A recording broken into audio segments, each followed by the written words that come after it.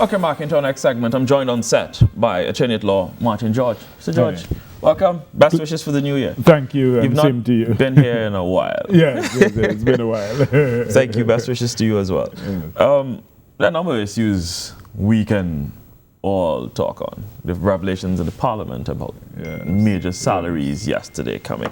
But let's start in Tobago. Yes. Maternal deaths.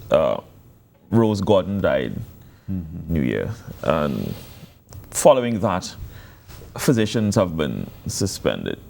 You last won a case in Tobago.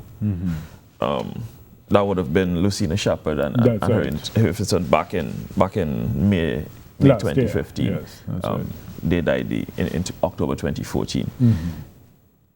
Chronic problem in Tobago? Well, the thing is, the problem is really institutional. And it's the institution of the TRHA that keeps failing. And unless and until we address the institutional problems within the TRHA, unfortunately, we are going to see more of these scenarios occurring. I'll tell you why. It's a very nice, neat, knee-jerk reaction to say, well, you have suspended the physicians and therefore you basically seek to satisfy the call for some kind of redress or some kind of, action to be taken. But ask yourself, and this is something I would pose to you as a journalist, Leron, dig a bit deeper. The first report from the pathologist, Professor Daisley, indicated one of his findings was hypovolemic shock, which means that you've had like a massive loss of blood and it's not been replaced. From what we have been told, what our preliminary investigations seem to reveal, it appears that the TRHA had blood. And from what we are being informed, it appears that that blood was held back. Now, we're not saying this as a definitive statement, but I'm asking you, ask the TRHA, ask the THA, ask Mr. Orville London, who heads the THA, to answer that question. Were there supplies of blood available while this emergency surgery was being carried out? And you have the pathologist reporting that one of the causes of death was massive loss of blood. So in other words, how could an institution justify withholding blood when someone is in emergency surgery? The surgeons are calling for blood to be supplied, and the allegation is that the blood was held back and not sent up.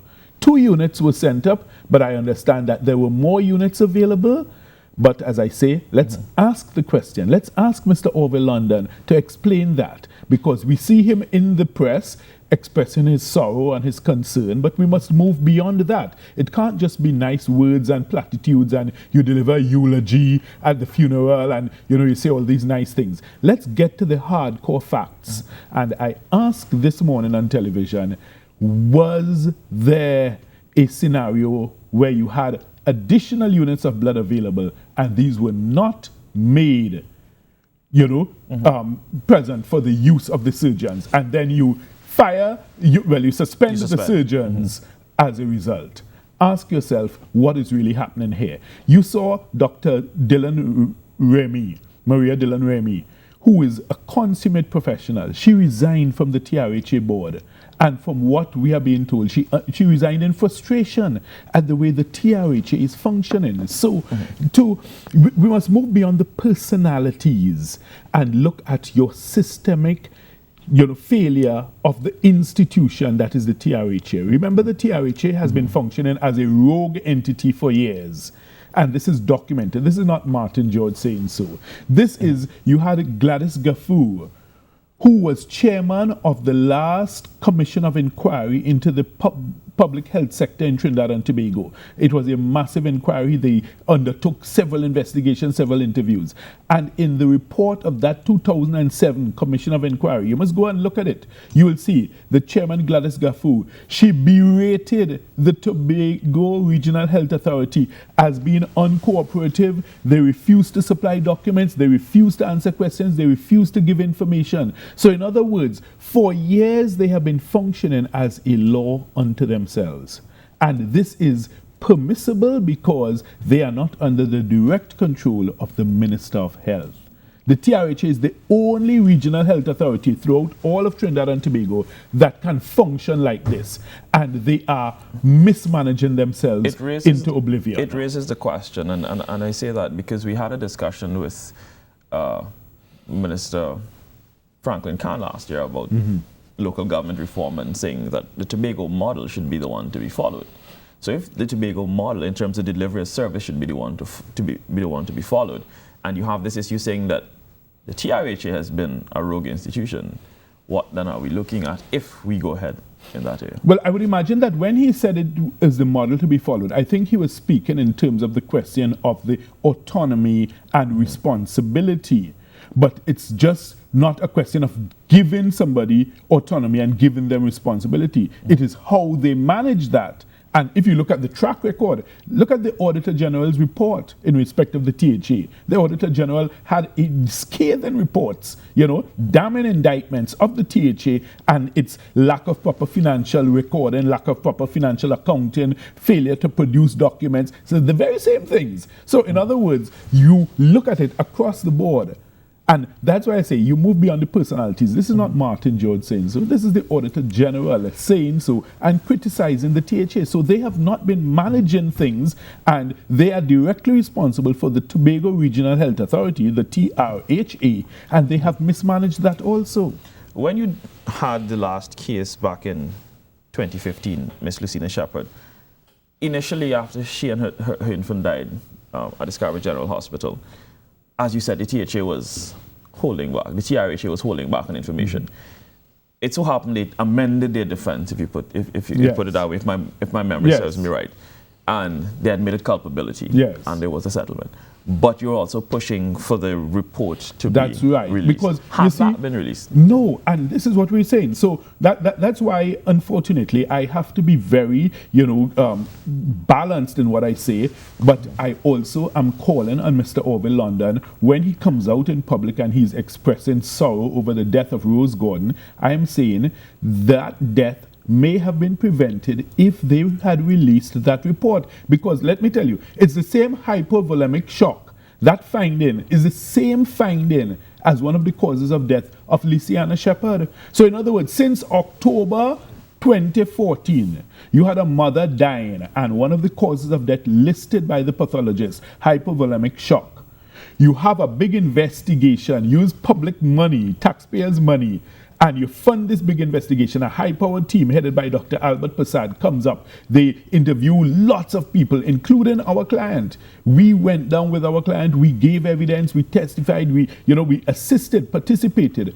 And then the findings and results of that inquiry, you bury it and you hide it from the public, and you don't want to deal with the findings and the recommendations. And therefore, the result is in January 2016, another mother dies, again the finding of the pathologist, hypovolemic shock, and you refuse to deal with it, but you come and you cry crocodile tears in the media and you say you're sorry. You could not be sorry if you had answers which, if brought forth in the public, we could sit down and have mature, reasonable discussions. This is not about pointing fingers and passing blame. This is about us trying to find what are the systemic failures. In other words, is it that there is no proper protocol or procedure when you have a high-risk patient, so therefore we need to put that in place that, look, you list 10 things. You say, look, once somebody is high risk, you must have A, B, C, D, E in place before you begin your surgery. That's what learning is about. That's what development is about. But if you keep hiding and burying information, then you will never make progress because you are refusing to even face or confront the problem. What then can be done? You think that can be done to get the TRH and by extension THA to look into these? Well, I think the first thing anything is short that, of legal action. Well, the point is, we had this scenario where last year or the year before, Justice Frank C. Prasad indicated that, look, it's not proper that members of the public ought to have to bring legal action simply to get access to information, which is their right. And similarly, we are saying that, look, Mr. London has a moral duty to Tobagonians and all of Trinidad and Tobago, because I tell you, the findings of that report could probably guide all RHAs, because if we're looking at putting proper systems in place, then it's something we can all learn from. So the first thing I'm asking is for Mr. London to make that report public, make the findings public, let us look at it, analyze it, learn from the mistakes, see where we can correct the shortcomings and move forward. If he refuses to do so, then I would ask Dr. Christopher Rowley, who I am told is also from Tobago, who would also, I assume, have a duty of accountability to the citizens of Tobago and of Trinidad and Tobago. I would ask Dr. Christopher Rowley to call upon Mr. London and compel him to make that report public. Show that you are serious. Show that you really mean to do something for the people and go beyond, as I say, shedding the crocodile tears and attending the funeral and giving a eulogy and saying she was a nice lady. Do something concrete and tangible for the future of Trinidadians and Tobagonians. Last week we had a discussion with Dr. Lakram Bodo, who he was chairman of the SWRH. He said back in 2013, a report was done into maternal deaths in Trinidad and Tobago across the board, and that was talked about by the health minister in Parliament. I'm assuming that this didn't get to Tobago. Well, we don't know. Or if it did, it was not implemented. You see, you look even at the composition of the board of the TRHA and you ask yourself, are there the relevant competencies and specialties that would be required for something of that nature? Particularly bearing in mind, you do not have the public service oversight. Remember, all the other RHAs in Trinidad, they have that public service oversight from the Ministry of Health. So although you have the RHAs, which are functioning almost as standalone entities, all their requests, everything has to be supervened and supervised by the public servants in the Ministry of Health, where you would have doctors, you'd have lawyers, you'd have all kinds of specialists who would be able to scrutinize and be able to exercise that oversight function. The TRHA has none. They are a law unto themselves, and that's the problem. That's the difficulty. Look at what has happened with the TRHA. They have changed about 5 or 6 CEOs within the last few years. They're always changing CEOs because they have absolutely no stability. They have no direction, no guidance. You have a rudderless, headless board that doesn't know where they're going. They haven't a clue. And I don't blame them particularly. I want you to understand, because the point is they've been put there by others. But if you don't know where you are coming from, you can never know where you're going to. And these are people who just basically, in the main, lack that capacity to be able to guide that institution forward. Okay, we're going to stick a pin there. We're going to take a break, and when we come back, more on the Good Morning Trinidad and Tobago show.